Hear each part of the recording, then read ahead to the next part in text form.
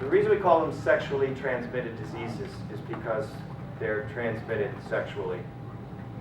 So, hence the name sexually transmitted disease. So, if you have two people that are, if you're not having sex with somebody, if you're not messing with someone's private parts, you can't catch one of these sexually transmitted diseases. It's kind of pretty simple. So, here's the thought. If two people start out their sexual life together in this little bubble called a marriage, like, you know, they're just staying with each other, if they don't come in already carrying a disease with them from having sex with somebody that had the disease, if they start out without it, they can't catch one. Absolutely impossible. They can't give each other a sexually transmitted disease, don't even need to use condoms and all that stuff. They're just safe in here because that's how God designed it. A man and a woman stay together, be faithful, just have sex with each other. That's God's design, this little bubble called marriage. And if the baby's born, hoorah. And you don't have to worry about diseases. Out here, again, it's flat out dangerous. Not only do you have the pregnancy issue, but sexually transmitted diseases. Now I have to say, when I was your age, there were two STDs that were kind of on the radar that were a concern, gonorrhea and syphilis, and they were curable.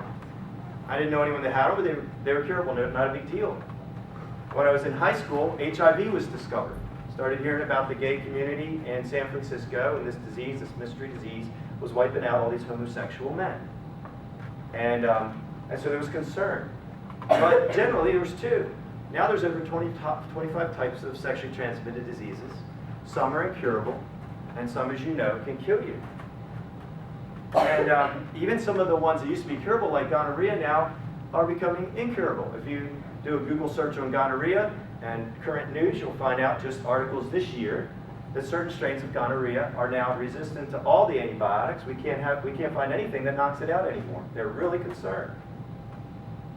Now, the Center for Disease Control says that 25,000 per day students between the age of 14 and 25 are getting an STD in this country. 25,000 a day. Now, for some, it'll be repetitive, like they already have some already, and they're just adding more. But that's a lot of people. I was speaking at Delaney High once to seniors, and this girl was observing the class. She was a college student from Towson U nursing program. She raised her hand. She said, I work in the clinic at Towson U. We estimate 50% of our student body has an STD at any given time. That's not just at Towson U. That's just everywhere. Baltimore area is one of the worst in the nation. Yeah, Baltimore, believe. So, yeah, I mean, we're right up there. Now, some of these STDs can be spread with or without a condom. HPV is the fastest spreading STD in the country, and it can be spread with or without a condom. Why? Because it's spread by skin-to-skin contact, skin rubbing skin. And you know what? When people have sex, skin rubs in places a condom doesn't cover. So if the disease is there, it's going to pass. And by the way, do you think you can usually look at somebody outwardly and tell that they have some sexually transmitted disease? No. I mean, some, over time, you'll see outward sores and warts and different issues. But most of them will go for a long time with no visible evidence that they have a problem. And yet they can still be infecting other people. A person could have HIV for years, be infecting people and have absolutely no outward symptoms. It's pretty scary stuff. Okay? So, now, yeah, you can get it your first time, right? You sure can. And STDs for girls, first of all, girls catch them easier. They are harder to detect, and they do more damage quicker because of the way your sexual system is set up. Stuff has more place to hide out, quite frankly.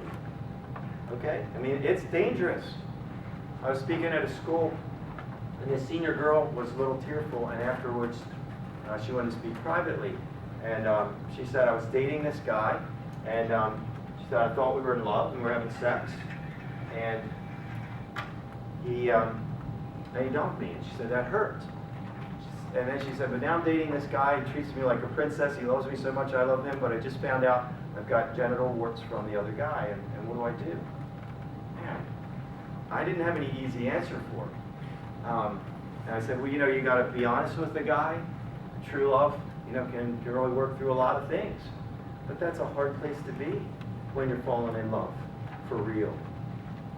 Is it usually the first person someone thinks they're in love with in this culture? So usually the first person someone thinks they're in love with, that really ends up being their lifelong love. Yeah. Sometimes that happens, but often a person might think they're in love, have those feelings for quite a few people, and then they find out, no way, it's not, they're just like a bad memory now.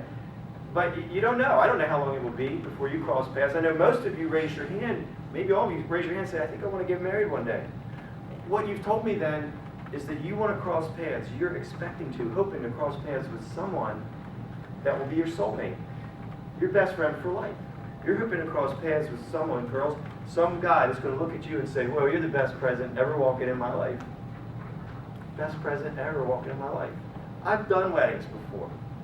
I've watched a young couple looking at each other's eyes and saying those vows, and I'll tell you what, that young man is basically saying, you're the best present in my life.